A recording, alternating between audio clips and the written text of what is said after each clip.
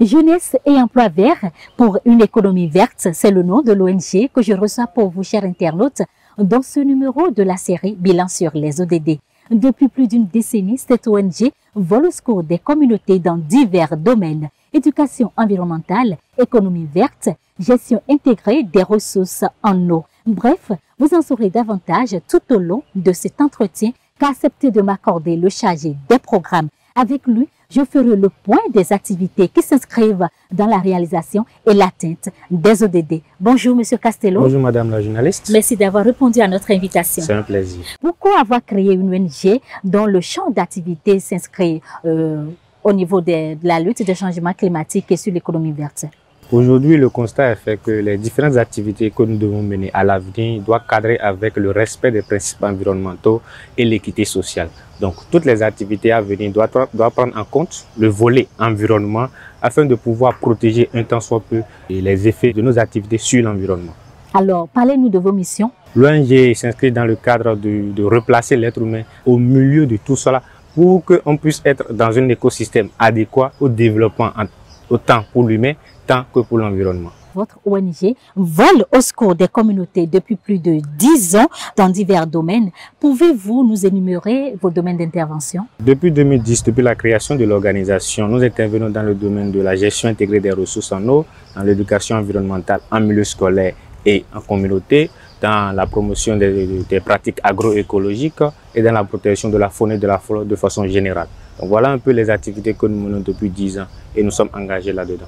Alors, quand nous prenons l'éducation environnementale, la gestion intégrée des ressources en eau, l'économie verte, l'emploi vert, dites-nous, décrivez-nous le mécanisme de vos activités. Quelle est la stratégie que vous mettez en place? En effet, nos activités sont généralement sur le terrain, comme vous le savez. Donc, pour l'éducation environnementale, quand on prend l'exemple, nous allons au contact des enfants à l'école, dans les collèges, dans les universités, pour faire des sensibilisations sur la protection de l'environnement, sur les gestes éco-citoyens et éco-responsables que ces enfants doivent respecter en milieu scolaire et dans la communauté. Des fois, nous faisons des sensibilisations à l'endroit de la communauté et ceci, c'est sur des projets stratégiques que nous intervenons afin d'inclure la communauté, notamment celle de la Basse-Vallée, dans la protection de cette zone qui est aujourd'hui une zone Ramsar reconnue sur le plan international. Notre organisation, nous avons 3 sièges à ce jour. Le siège national se trouve à Dangbo, un autre siège se trouve à Toribo-Sito et un autre siège se trouve à Parakou. Mais nous intervenons spécifiquement dans 7 départements du Bénin. Lesquels? Nous avons le département de l'Ouémé, du Plateau, de l'Atlantique, du Borgou, de l'Atakora et du Centre. Alors, quelles sont les activités qui cadrent avec les ODD?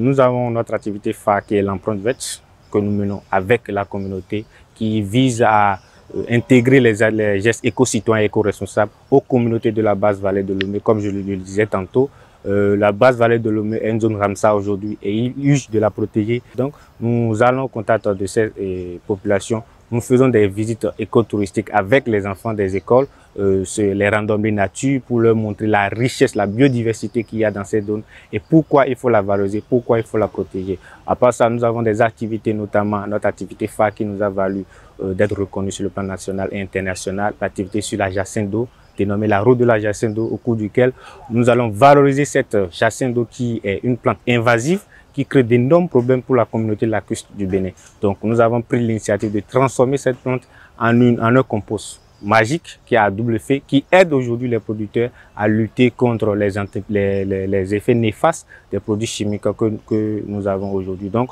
nous avons pris cette initiative à bras le corps et aujourd'hui nous avons pu sensibiliser au niveau de Soava, tant dans la Basse-Vallée de Lomé, grâce au programme 4 d'appui à la diversification agricole qui nous a accompagnés financièrement et stratégiquement sur la sensibilisation afin de doter les communautés de la Basse-Vallée de Lomé de cette technologie que nous avons mise en place. Quand vous parlez de la jacinthe d'eau, comment ça se fait?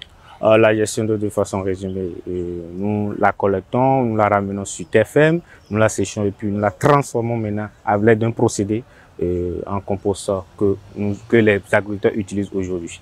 Quelles sont les réalisations qui vous différencient des autres ONG consoeurs qui interviennent toujours dans le même domaine que vous? Nos activités depuis 2010 nous ont valu plusieurs prix à l'international, notamment notre participation à la COP23. Nous avons représenté la jeunesse sur la problématique genre et changement climatique. Ensuite de ça, nous avons reçu plusieurs prix, notamment en décembre 2018. Nous avons été le 2e à avoir reçu le prix de l'économie verte en Italie et faisant du Bénin le premier pays africain ayant reçu ce prix sur le plan international. Mis à part ça, nous avons des prix au niveau national décerné par la Fondation Mindehwe, le TOEP qui nous édifie en tant qu'organisation de la société civile intervenant dans des actions concrètes dans le domaine de l'environnement. Voilà un peu de façon résumée les différents mérites que nous avons au sein de l'organisation. Et aujourd'hui, nous avons à notre actif 23 prix. Donc, on ne peut pas tout citer, mais de façon générale, voilà les plus phares qui nous distinguent des autres organisations. Alors, vous êtes combien à faire le travail dans votre association? Dans notre organisation, nous avons le conseil d'administration exécutif qui a son rôle, la direction exécutive qui est au nombre de 15, mais en plus de ces 15, nous avons des volontaires nationaux et internationaux qui travaillent avec nous. Aujourd'hui, le corona a fait que nous ne recevons plus de volontaires sur le plan international, mais nous continuons à travailler avec eux de façon virtuelle, le télétravail qui est aujourd'hui reconnu par tous. Donc, nous avons de ces intervenants et des bénévoles dans la localité qui nous aident de façon spécifique sur des tâches, sur des activités que nous menons. Alors, quelles sont vos perspectives dans l'avenir? Dans l'avenir, Jeunesse et Emploi Vert pour une économie verte, se veut une organisation de renommée internationale qui aura des fondements au niveau du Togo, au niveau du Brésil, au niveau de la France, afin de s'internationaliser pour devenir une organisation capable de rivaliser, capable de répondre de façon spécifique et promptement aux attentes liées aux objectifs de développement durable. Nous parlons des ODD. Nous avons 17 ODD au cœur de l'agenda 2030. Lesquels ODD vous intéressent? Au niveau de JEVEV, nous avons principalement l'ODD numéro 2, l'ODD numéro 6, le numéro 11 et numéro 13 et 15. Mais de façon générale... L'ODD 2 parle de quoi? L'ODD 13, l'ODD 15? Je sais que l'ODD 2 c'est fin zéro. Fin zéro, l'ODD 13, changement climatique, okay. L'ODD 15, préservation, vie aquatique et préservation des ressources naturelles, l'ODD 6, eau, hygiène et assainissement. Donc voilà un peu les ODD sur lesquels nous intervenons. Mais la spécificité aujourd'hui, c'est que nous sommes spécialisés. Ça veut dire que vous parcourez pratiquement tous les ODD? Non, les ODD sont conçus de telle sorte qu'elles sont imbriquées. Donc automatiquement, quand il y a une activité qui s'effectue dans l'ODD 1, il y a forcément une répercussion au niveau de l'ODD 6. Par exemple, quand nous prenons l'ODD fin zéro, en résolvant la problématique de fin zéro, nous avons aussi résolu la problématique de part de pauvreté. Donc c'est un peu ces implications qui font qu'aujourd'hui, toutes les organisations seront d'accord avec moi que sur ce plan, les activités se coïncident et ont des répercussions sur d'autres ODD. Est-ce que vous pensez que d'ici à 2030, le Bénin peut atteindre les ODD? Si oui, comment? Nous avons déjà fait 5 ans. Et nous avons fait le bilan au niveau national à travers le forum europolitique qui a été fait en juillet. Et aujourd'hui, dans les 10 ans à venir, je pense que le Bénin a son rôle à jouer dans l'atteinte de ces objectifs.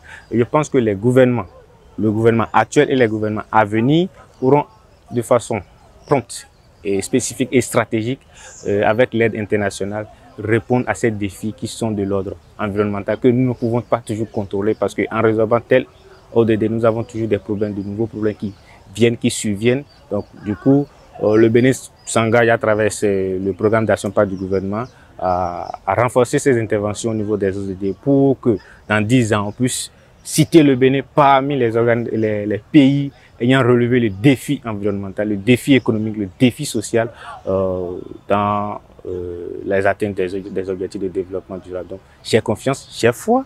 Et j'espère qu'avec l'aide internationale, nous y arriverons. Qu'est-ce que vous allez faire concrètement pour aider le Bénin à atteindre ses objectifs? L'organisation Jeunesse et Emploi Vert pour une économie verte va continuer ses actions sur le terrain et va continuer à aller de l'avant dans les interventions au niveau de la communauté parce qu'aujourd'hui, nous avons déjà des résultats concrets quand nous prenons par exemple l'utilisation des sachets plastiques que nous avons avec l'aide du ministère du cadre de vie et du développement durable fait des sensibilisations. Nous avons remarqué dans les écoles qu'il y a une régression de l'utilisation de ces sachets plastiques. Donc voilà des résultats concrets qui nous poussent à continuer nos actions sur le terrain, à aller chercher des financements, soit sur le plan national et international, et intervenir, faire des actions concrètes, aider la communauté à être plus résilient et plus adapté au changement climatique. Alors, quel est votre mot de la fin pour conclure cet entretien?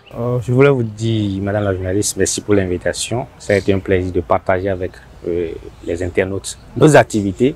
Et mon mot de fin serait de lancer à la jeunesse béninoise, à la jeunesse internationale que nous avons tous un rôle à jouer dans l'atteinte des objectifs de développement durable et à l'égard de l'ONG Jeunesse et Emploi Économie Verte, nous avons d'autres organisations de jeunesse qui interviennent dans le domaine de l'environnement.